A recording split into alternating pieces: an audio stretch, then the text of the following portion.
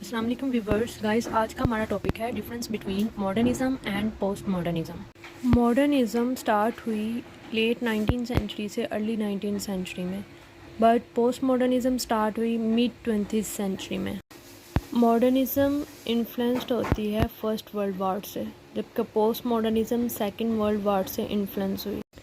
Post modernism based करता है rational और लॉजिकल मेथड्स पे, और ये रिजेक्ट करता है रियलिज्म को।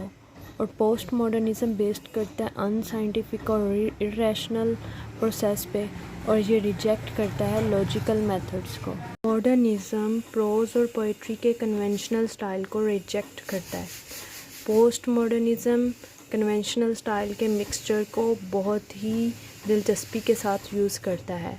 ये थी हमारी आज की video. Thanks for watching this video. Video अच्छी लगे तो please press the like button and share my video with your friends.